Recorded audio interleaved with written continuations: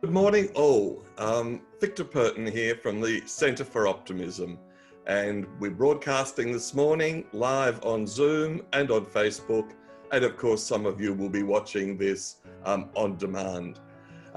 It's a slightly different week for me. I ended last week with a huge dose of success at the end of the Bendigo Invention and Innovation Festival, where optimism was the secret sauce. They had budgeted for 250 registrations and ended up with 5,000. So a 20-fold, 2,000% improvement by adding a dose of optimism.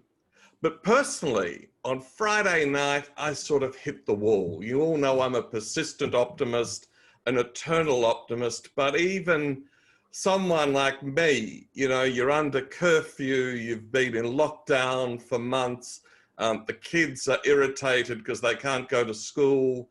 And I really, Friday night, for the first time during this lockdown, I hit the wall. And getting up this morning, losing an hour's sleep with change of time zone, I thought to myself, oh, I am looking forward to the optimist heart, to replenish my own well of optimism. And each of you watching, you help to do that with your comments on the side panel, the love you send me on a frequent basis. So for me today, this is a day I really needed. And Caroline Ward, it's been such a beautiful partnership with the Optimist Heart.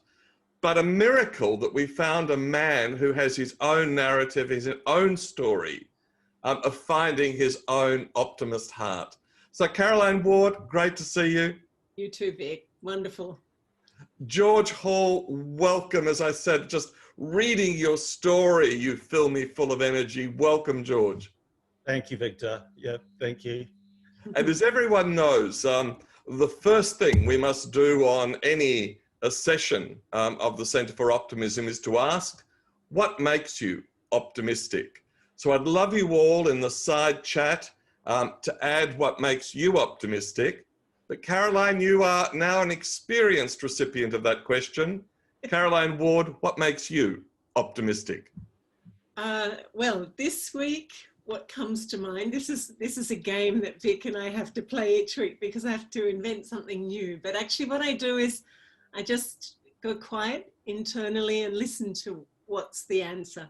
And this week I would say that, you know, when there are times when I feel maybe something hits me and I feel a little down, what makes me optimistic is that I know that I can change that.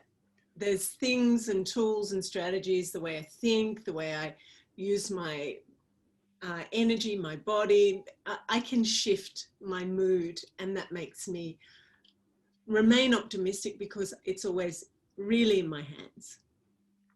Utterly brilliant. You never cease to inspire me. You never cease to inspire me.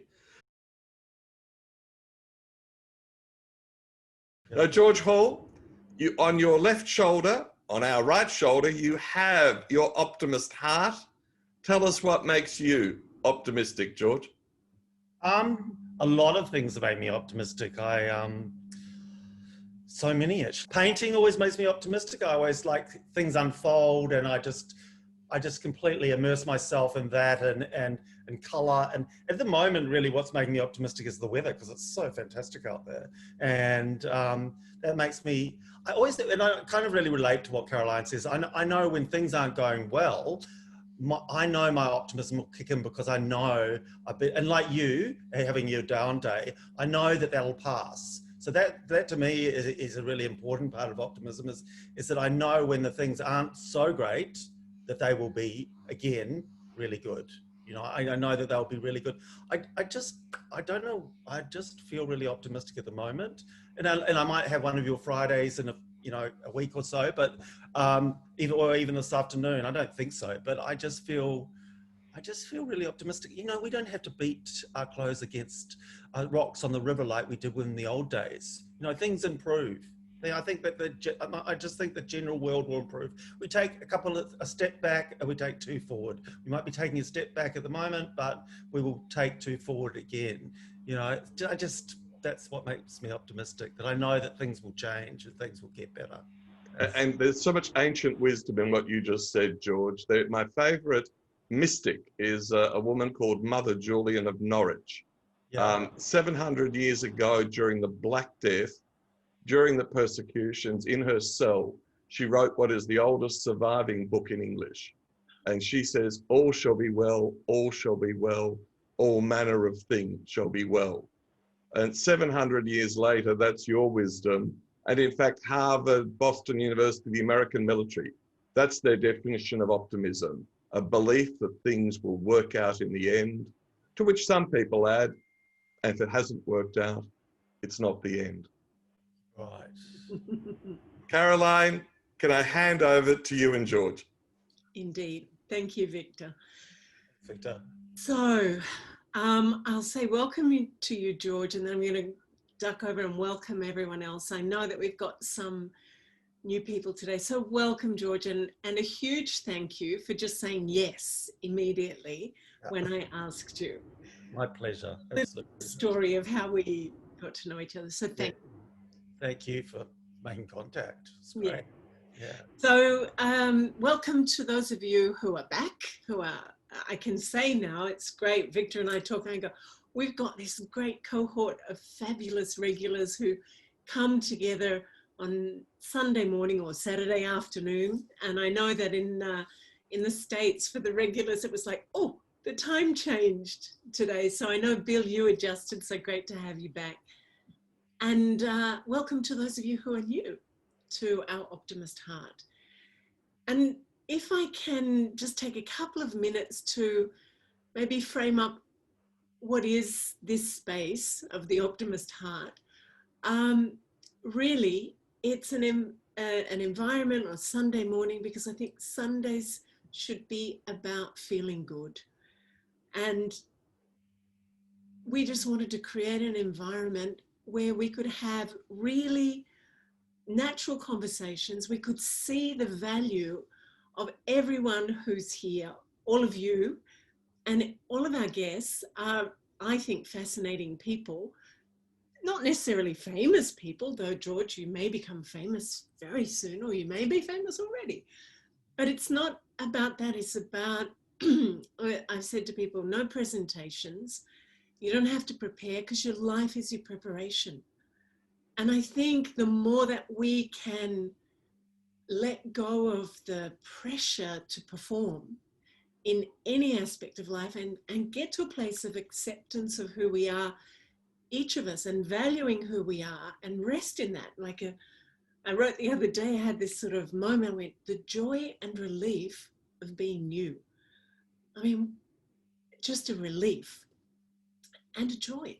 And that each person brings something that only they can bring to the table, that only they can bring to the game of life. And it's a joy to watch, and it's a joy to know, and it's a joy to express that. So this is an hour on a Sunday morning where we play with that as an idea. And more than content, it's about the vibe. I always laugh because it reminds me of the movie The Castle, when that very iconic Australian film, and they get to the High Court and the Supreme Court, and it's all about the vibe. Well, in a sense, at the end of the day, it is about the vibe, how we feel. So with your help, and with people like Victor and George, we create a good vibe that we can all share, that we can then go and share with others as well. So that's today's framing for what we're doing here. So let me tell you what happened, how I met George. So I work very intuitively these days. I'm over the idea that I have to generate ideas and then make a plan and follow them through. I will do that with all my everything when I get a clear kind of intuitive hit. And that's what happened for me with the Optimist Heart.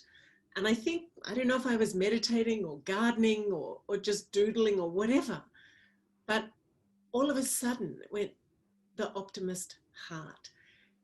And of course I went on, I Googled, and there was literally nothing online about the optimist heart, which is just impossible to imagine, except for George.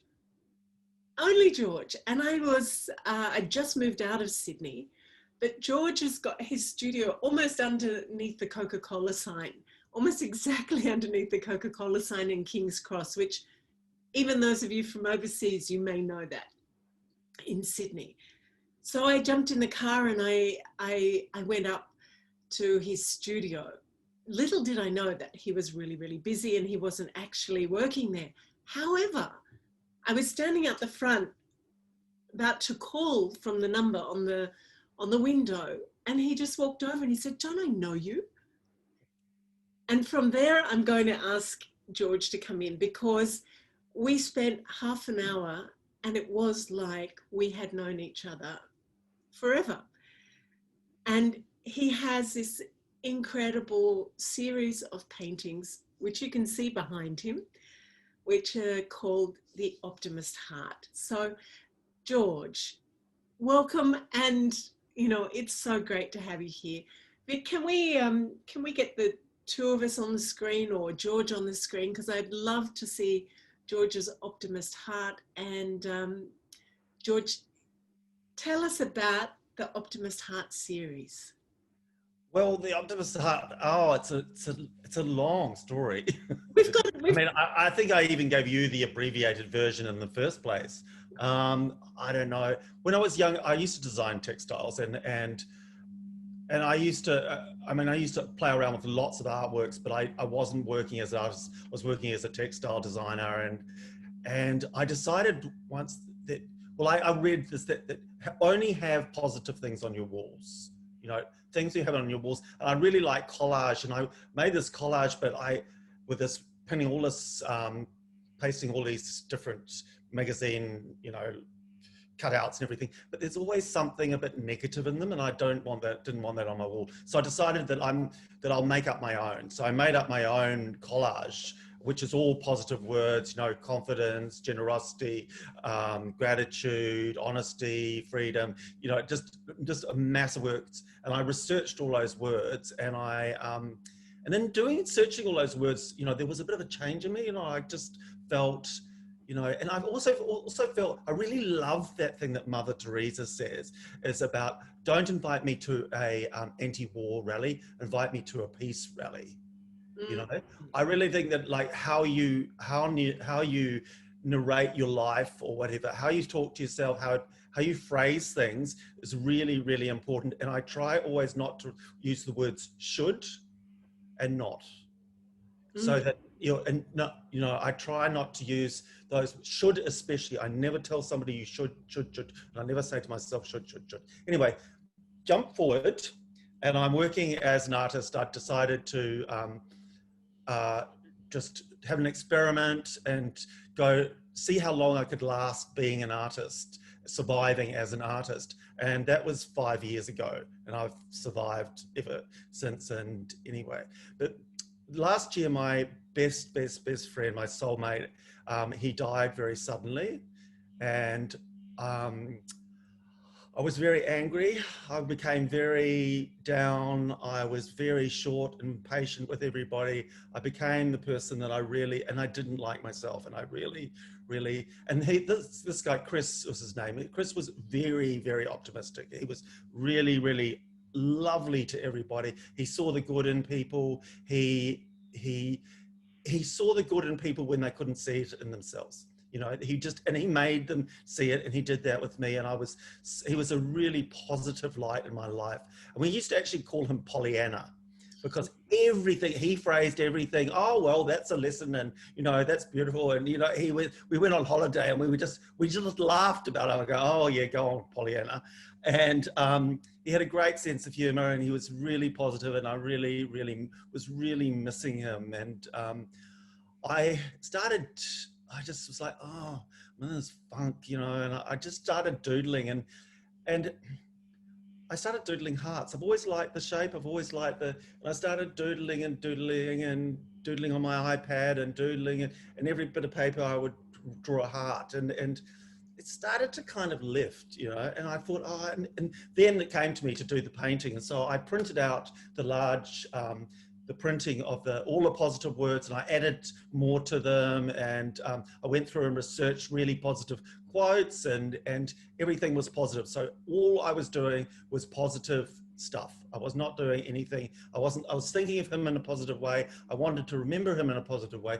And so I did this heart because I paint over the top of the printed background with all the positive words. And I did that, and I was just like, oh, I really love this. I just, you know, sometimes, you know, I feel immodest, but I just thought, oh my God, I just love this. And so I just kept doing them. And I put them up online, and the reaction was just on my Instagram and on my Facebook was just huge. And people were messaging me, and I got all these commissions for it, and because I had a period where I was so down that I'd actually lost money and lost momentum. And this was just this boom, this just driving. And it just came to me to call it the Optimist. I just thought that's what he was, and it's the Optimist. You know, this is the Optimist. And so I called it the Optimist series. And like every time I'd paint one, I'd sell it. You know, every time I put it, because I'm on quite a few galleries online, and one specific one, Blue Thumb, they just kept selling them, and I kept getting, you know, orders for them, and the money that I had kind of lost through the momentum, I gained, and it just began to, my life just lifted. Though I was still missing my friend and his other best friend, we became besties, and she's just gorgeous. And, you know, like she lives in Melbourne, and we talk on the phone the whole time. And through him dying, just some great things happened. You know, I got to communicate, you know, some positivity in the world, and I got this wonderful friend who just was so inspiring. And I realized I was walking around the streets, and people were smiling at me, and I was thinking, why are people smiling at me? And then I realized that I was smiling, that I was actually smiling at them first. And I was like, God, this is just so lifted.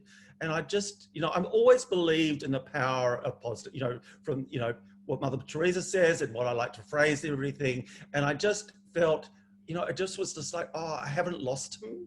You know, I have not lost him. He is still there, and he's still helping me. And this is, you know, a real gift that I have received from him, because I felt really angry about the circumstances of his death.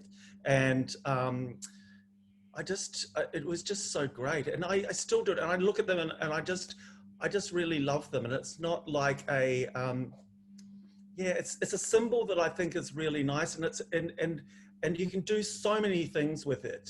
I mean, this one here is actually quite a moderate one. A lot of them I do a really quite a lot of color, and they look quite alive, and they look quite 3D, because I think that love and optimism is they're not just nouns. They are, well, love, optimism isn't, but they're verbs. They're something you do. You must do them. You can't, nothing changes if nothing changes. So I just always, you know, when I do one, I just feel really great. You know, it's just an absolute gift that something has given me. Or, you know, all the books I've read, you know, I do read sort of the odd self-help book, and I just really always get something from that. I get things.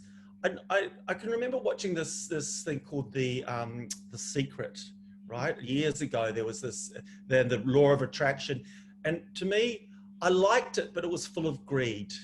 It was full of monetary gain, and when I was younger and I wasn't probably as happy as I am, I was all about monetary gain, but now I'm not really about monetary gain. I just want to be happy. You know, you get to a stage in your life and you just think, oh, well, I didn't buy the mansion, I didn't invest a huge portfolio. I just want to be happy. I want to be healthy, I want to be happy. And those are the priorities in my life. And when I look at that heart, because I've got one in my bedroom, a large one, and every morning I wake up and I see it, and I just think, I'm alive, it's great, I'm healthy, I've, you know, got things to look forward to, you know, I can just always paint another one of these. And yeah, life has been really great.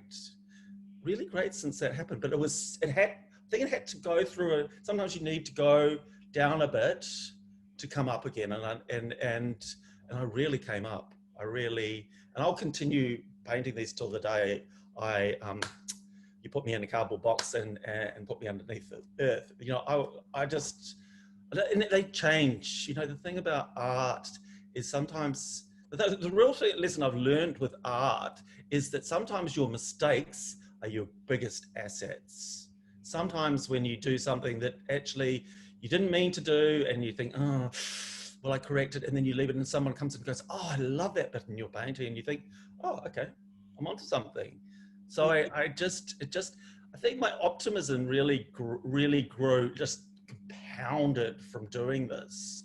It really, I just started to think of new ways of doing new things and just feeling really at the moment, when the thing happened, I thought everyone was going very doom and gloomy in the art world, and I have not been busier. I have been so busy. I have had to employ somebody as a contractor to help me with the workload because it's got so big. I've sold all over the States and all through Europe and Singapore, all these countries all around the world. I love what you said to me, George, when I met you, and you said people were saying, oh my God, it's terrible for the arts, which for performing artists has been challenging, and for many. And you said, but people who have money are sitting at home looking at their walls going, oh, that looks terrible, or I don't like that anymore, that piece of art. I think I want to buy something. So you saw really an opportunity, which what I understood when you told me came from a state of mind. And we had Judy say it last week, and we've had Rob say it, that optimism is a state of mind that enables you to see opportunities. It enables you to look in a completely different way, and light shines and you can see a way through. So it's interesting that you say that. I want to just jump on a number of things you've said. I just love what you're saying. And Victor was saying, is it a story? Is it a narrative? And we had someone on a few weeks ago, John Hagel from Silicon Valley, and John gave the distinction between a story being, there's a beginning, middle, and end. That's it. It's a complete story. Or a narrative says, this is maybe what's happened, what's happening. What do we want to have happen into the future? And we agreed at the beginning that your Optimist series, the Optimist Heart, is a narrative, because people can say, I want to be part of that. I can I have one? And you've got little ones and big ones and in between ones. And one of the things I really loved about the series, and there's some that I love more than others, and those dynamic ones, is that they are dynamic. They've got spaciousness about them, and there's movement. And I love this idea that, love is not a noun, it's a verb, a doing, it's active. You love. It's not that you have, you have to generate that. But I want to pick up this idea that you said about Chris, that he's still with you, and that because of, because of what happened, his death, many good things happened, and the Optimist series you probably would not have done had it not been for Chris's passing. And certainly that was my experience with my partner, who was, the one for me. And then due to his cancer, and then learning meditation, and then helping him go through to death and move on, my life transformed completely. And it's interesting, this idea that often people think when you lose someone, you lose a part of you.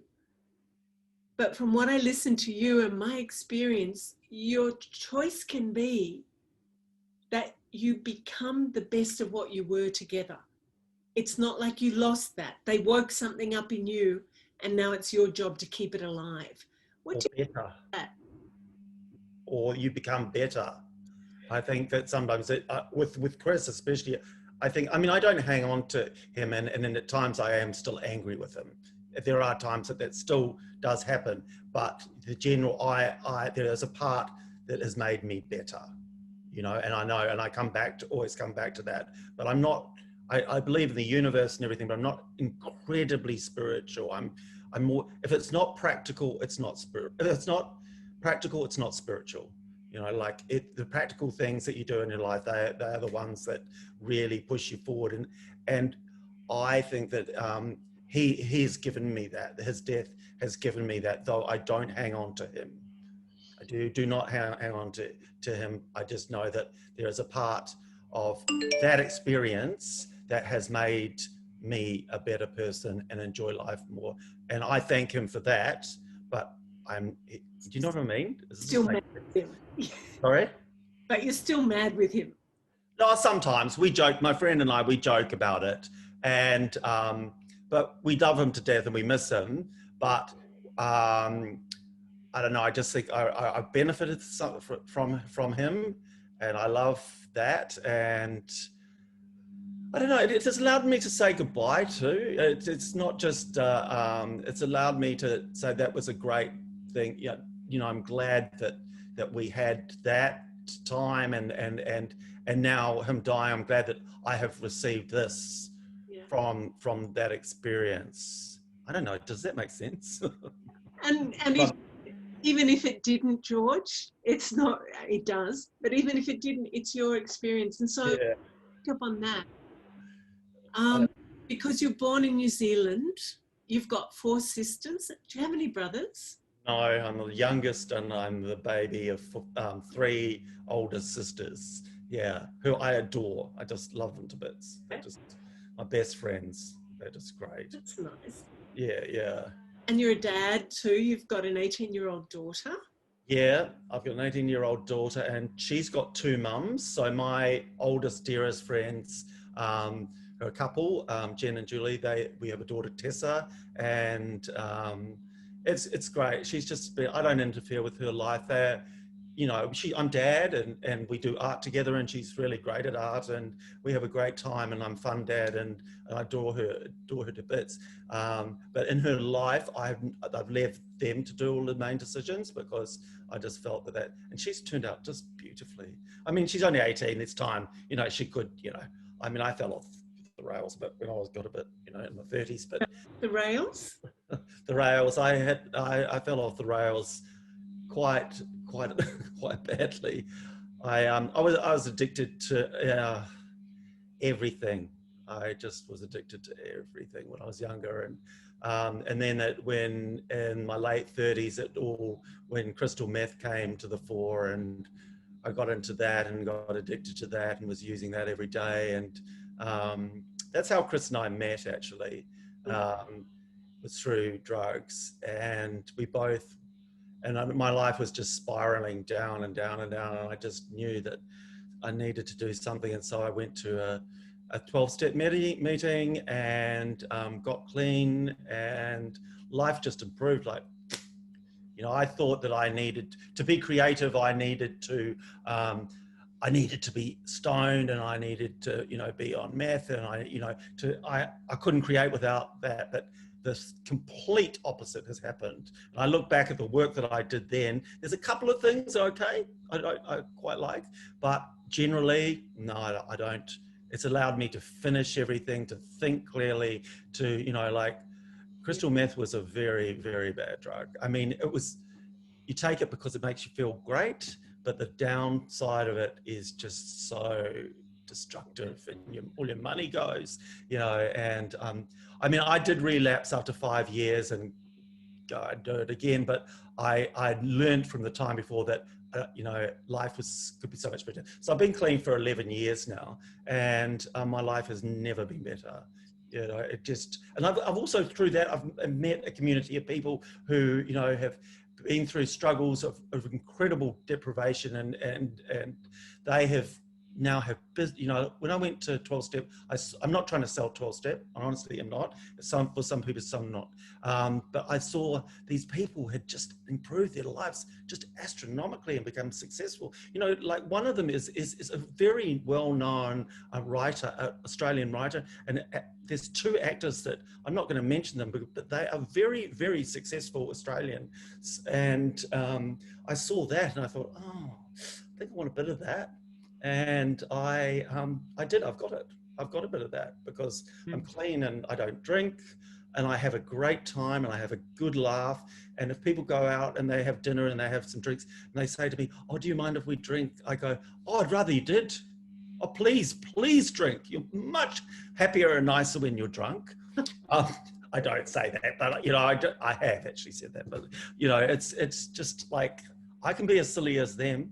Yeah. I can be as absolutely and have as much fun as them. So people say people don't get clean from crystal meth because they don't see people who do get clean from crystal meth. And I got clean. I was skinny little thing, you know, and I thought I was this muscly, gorgeous creature, but I was actually skinny and very unhealthy. And people do recover. People absolutely do recover, and life does get better. You know, life does get amazingly better because you've been down. You can everything's a bonus. Yeah. You know, like everything is, you know, tomorrow is a bonus because it may not have happened if I'd kept doing all that. So that's another part of my optimism and gratitude. I think gratitude is just the most important thing to have in your life, to just be grateful. Just that thing about we don't have to beat our clothes against the rocks to clean them. We have a washing machine or a laundromat. We don't have to, you know, light the fire to cook dinner. Everything's, you know, everything's going to get better. And I'm grateful for those things. I'm grateful for this computer I've got and that I can talk to you. Yeah. You know, I think this is fantastic. I would never have had this. It's amazing because we do have people here from South America, from North America, from Asia. And, you know, these are people who I've now had conversations with. Some of them would never have otherwise known. And that we can come and join each other on a Sunday morning and be inspired, open our worlds. I love, you know, your open-heartedness, which is what I think your Optimist series show. And, you know, that you're generous to share your story.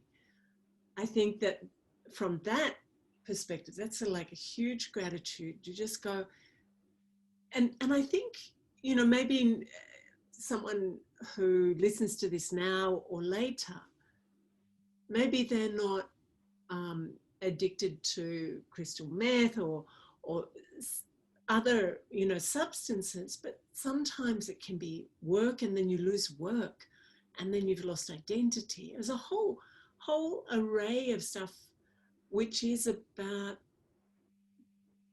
kind of loss, isn't it? And yet what you gain on the other side of the loss is yourself. Yeah. But you know that when you're in it. So to hear stories like yours, or, you know, it's like you go, oh, it's okay. It's going to be okay. This whole thing, it's really going to be okay. Yeah. You know?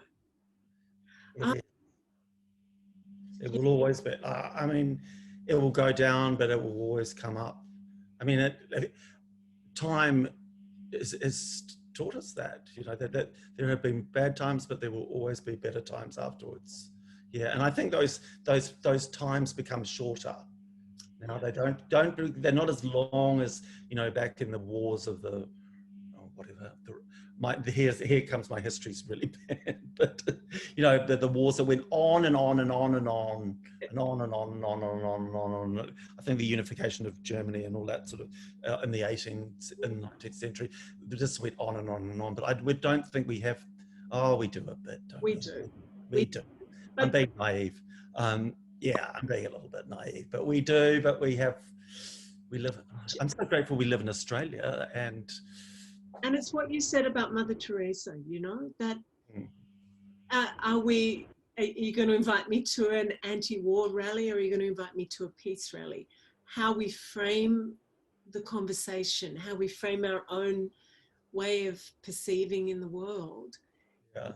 All the difference. And these things we've learned now. We don't have to leave them in the hands of a few people who get to tell us on a particular day of the week if we're being good or not good. So the old model of religious hierarchy, where there were some really phenomenal leaders and some not so terrific ones, but we were passive in terms of how we understood to manage our lives. But these days, we can learn things, and we can choose to populate our hearts and our minds with things that create bountiful lives. So, what's not to be grateful for, really? Even the, as you say, difficult things, bad things, things that happen. I love Eckhart Tolle's story. He lost everything, but he found himself. And he says, nothing ever gets better. You never find yourself by adding more things. It's by stripping away that you actually get back to the truth of who you are. So it's painful. Yes, the stripping away is actually very, very necessary sometimes. To just knock it all back and just get totally honest about where you are and what you are. And I probably don't. I think you do that in few stages in your life. A lot of people, like you have a marriage and it splits up, and then and then you learn something from that, and you have a business and maybe that doesn't work out. And I've had quite a few failures along the way. I have been sacked from so many jobs. And I used to think it was so important at the time, but oh my God, sometimes they did me such a favor. They absolutely did me a favor, because I needed to step back and look at myself, and it's just, it's amazing, really. So, George, each week we maybe either put some poetry or some music, and this week we have art. I don't know if it would work for you to take us and we can have a little look at some of your work through the gallery. Oh my God, the mess. That's I would have tidied it up. How am I going to do that? Because I'm on Zoom now. Will I have to walk backwards with the fixed? Yeah, no. Okay. Well, tell us about the two paintings. We've got the Optimist Heart. How many of those have you done the Optimist series, the big ones? Look, I've started to call them the 14th. I skipped the 13th, but I'm up to the 14th. But that is not, because there are other ones as well, because there's ones called the Great Optimist. And look, there's been about 30 of the big ones. And the one behind me isn't the biggest. I've done I did one for a woman in Arizona, and that was called the Arizona Optimist. And when she went to have it re-stretched, because she needed to get it re-stretched because of transport, the framers, they loved it, so she was like, God, it was just, I went into the framer and everybody wanted to see it and they all really liked it. So I've named ones, and I've done the Phoenix Optimist, and I've done, what else? Seattle Optimist. So, and the Christchurch Optimist. I've named them the places of where they were going to. And so yes, there's about 30, I think. Yeah, but these little ones here, we sell those in the gallery, and we sell them online on my website, www.georgehall.com, georgehalllart.com. Sorry for the advertising. Sorry. People, and we were georgehalllart.com to kind of do a deal with you where we can make available, maybe not the full painting, but maybe there's the smaller ones or some. We can talk about that. I definitely want one, for sure. Yeah. We need to do that.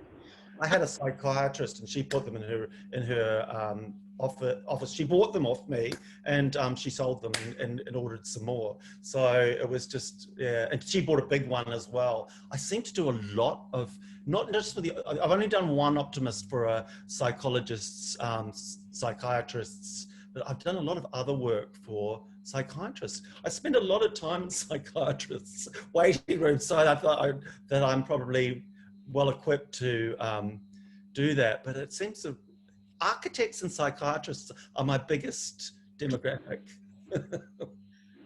Who could figure? Yeah. George, one of the things that, can you tell us about your painting on the other side? Because you use a lot of color, right? Yeah, I love color because color is big in your work. Yeah, color is very big in my work, and I, because I designed textiles for a long time, I was making color choices a lot. So I mean, I think the thing with artists is making those color choices is really, really important, and I can make them really quickly because I've experienced them before, and I do love there to be a sense of movement and color, because I just think if you just break it down and it's just really simple, color and movement is very relaxing. You know, as long as it's not too, like I actually don't really use black. Black is, though I wear it. Yeah, I use dark navy blue. Sometimes it looks so dark it looks black, but I really, my father was an artist and he was an architect and an artist. And I learned through him, through mimicking him, don't use black. Never you add black to your colors because it kills it. So I always add a little bit of sort of a bluey or a browny color. But I love colors that you don't think will mix, and they actually do work. And I've experienced that a bit, you know, over my life. And sometimes I just start on the canvas and I just, like this one here, I kind of just started and I just went. It took a long time because you have to wait for each color to dry. And that takes a little bit of time sometimes. And I do love color. I love my world to be full of color, though I don't wear it. I mean, the color may be on my face and my smile or whatever. I wear a uniform, but I love going into houses and seeing huge artworks. They don't have to be mine, but I just love to see a big colorful artwork in a house. And I just think it just really makes things alive, you know, on your walls. It's just really nice to have color and something that makes you happy. Like the biggest compliment, and I've had this from a couple of people, and or the woman from Arizona she said, I really love this painting. She said, every time I walk past it, it makes me smile. Yeah. And I was just I got goosebumps. I just thought, oh, that's what I want.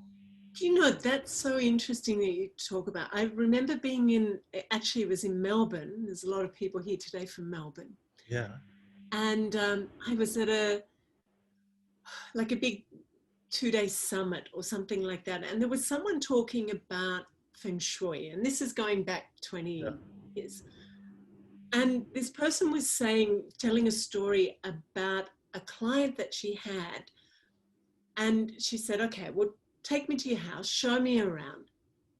And this woman had not long got divorced, and it was a really bitter divorce. Her husband had an affair and took off, and she was bitterly angry, but bitterly so.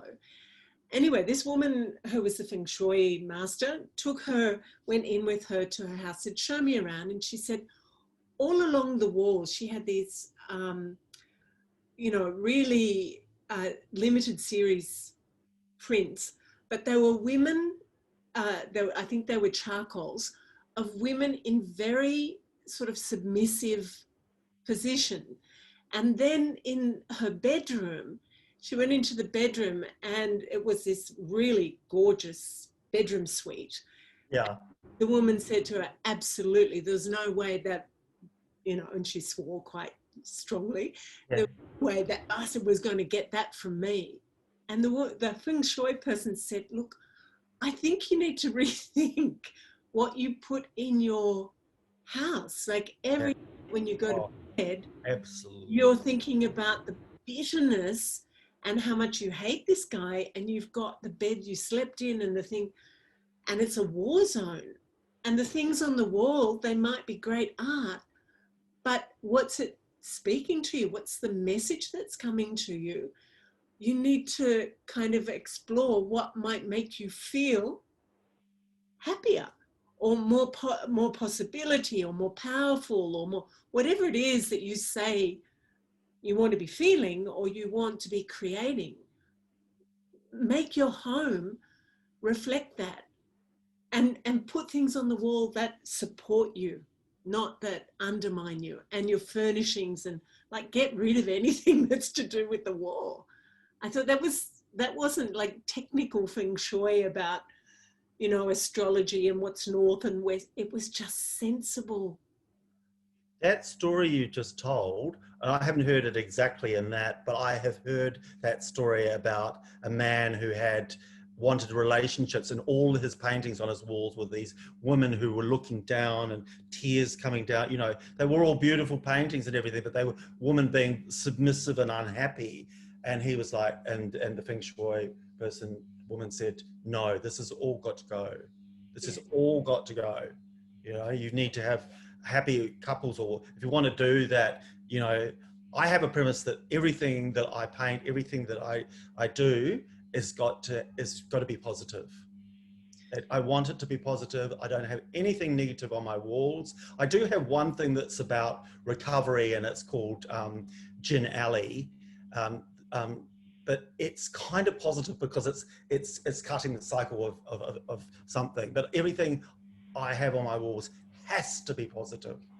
There's no negative words. Everything must reflect some positivity. And that's what I get to look at. And that really changes your world, honestly. I mean, it's changed my world incredibly. People used to be scared of me because I was negative and bitchy.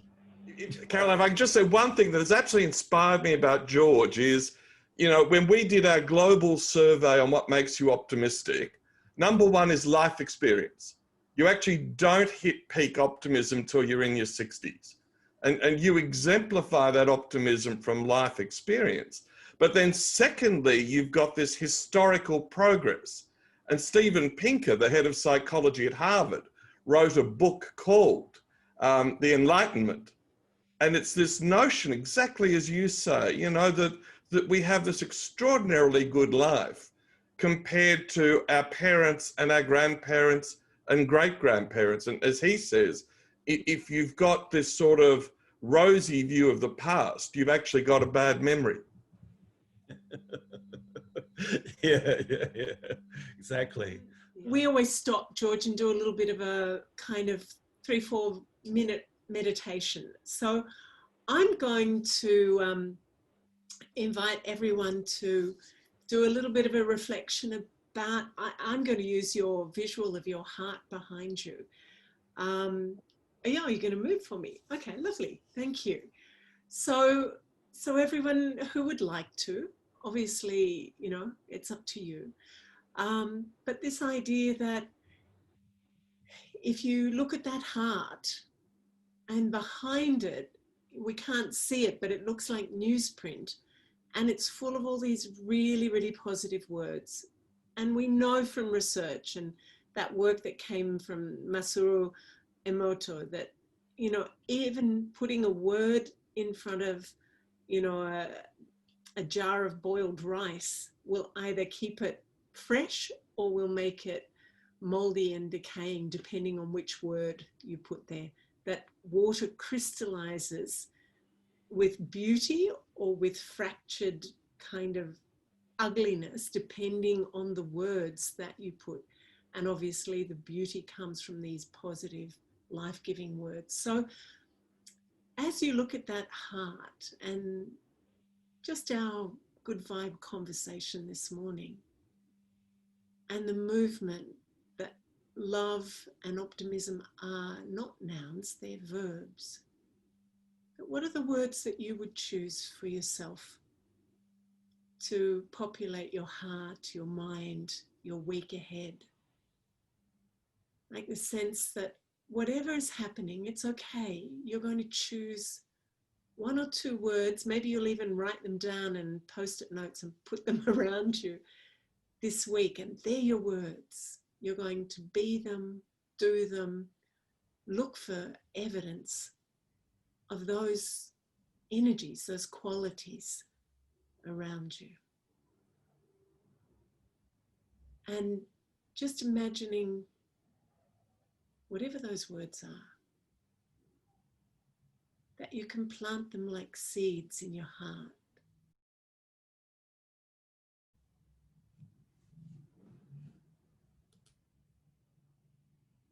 And they start to grow a little. They're shooting little leaves and flowers of life.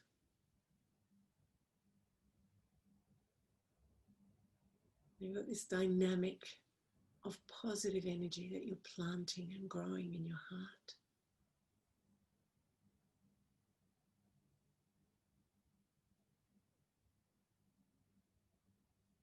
And the tendrils are gently shooting out into the future and touching where you're about to walk, meetings and work that you need to do, relationships.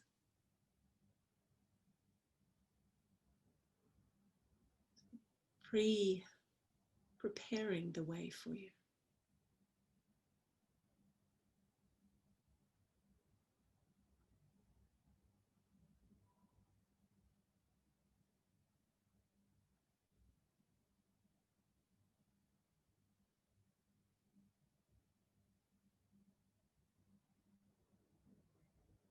And just take a nice big deep breath, and as you breathe in and breathe out, they grow even further, like a big garden in your heart.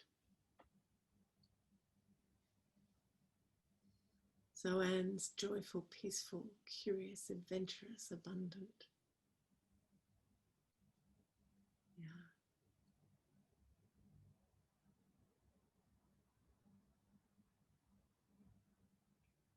Great. Thank you. So we are about 2 minutes out from our hour. So that just flew past. George, thank you so much.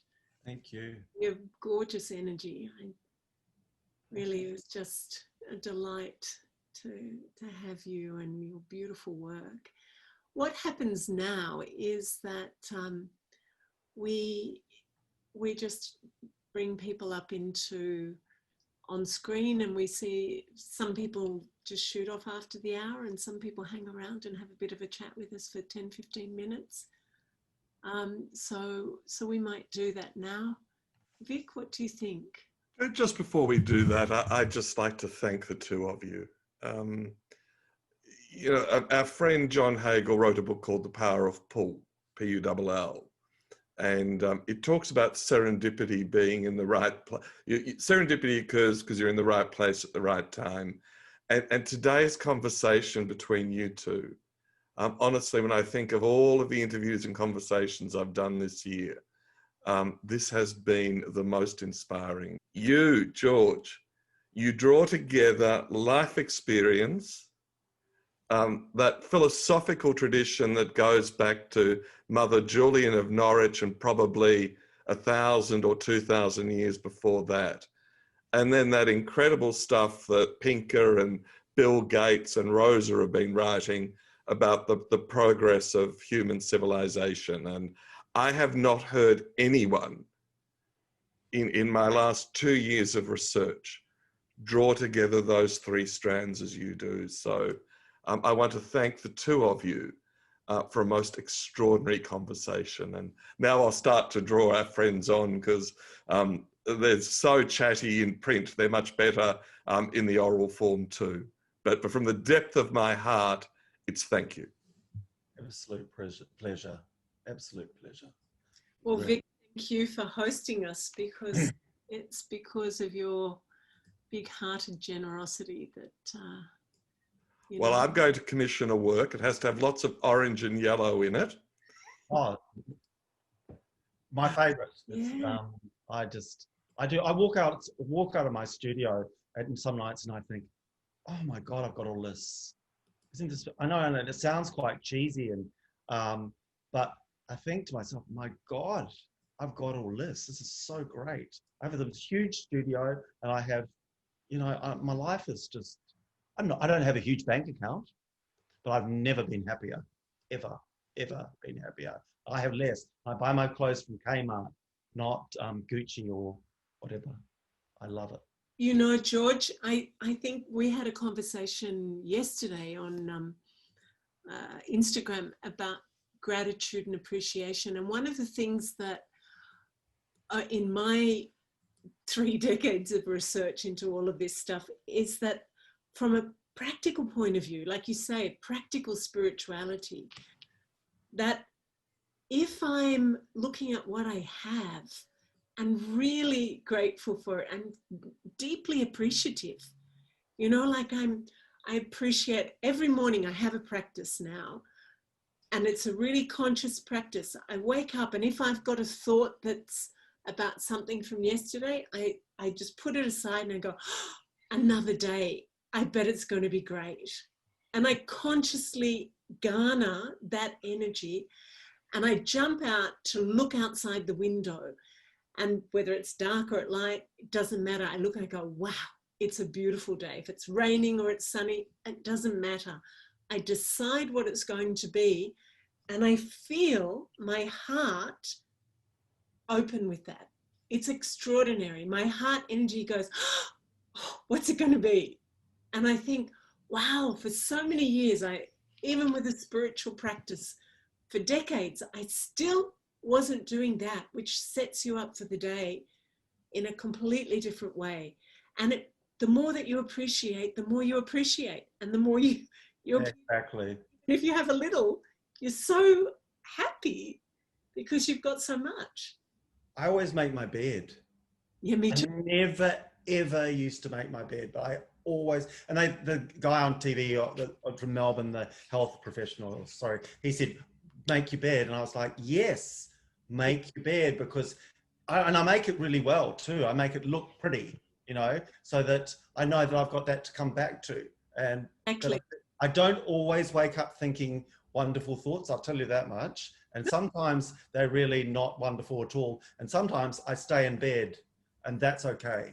So there are sometimes I like, you know what? I'm not going to give this bad day wings. I'm just going to stay in bed, and I'm not going to say anything rude to anybody. I'm just going to keep myself in bed. And the next day I'm fine. Yeah. So it is compounding that, putting good things into your life, and you just, more good things happen, and maybe something not so good happens, but then you learn a lesson, and life just gets, and being grateful is the most powerful. Grateful and loving, learning to love other people. I had a friend say to me once, he said, I'm not feeling the love. And I said, I don't know, this came out of my mouth, and I went, giving the love is feeling the love. If you want to feel the love, you give the love, and you will get it back, but you don't expect to get it back. But it's just that feeling of, really feeling great about being nice to somebody, or, just saying something positive. And I don't lie to people. I don't say, oh, that's a lovely frock and I don't like it. I'll just choose something that I like, or I just think you've got to give. It's an action. Love and optimism is so much an action. Giving is the key to everything, isn't it? And it's that thing, you keep what you have by giving it away. But if you have love in your heart and you give it, you keep it. You keep that happening. Every time I make a donation or support a charity or everything, I get back more than I give.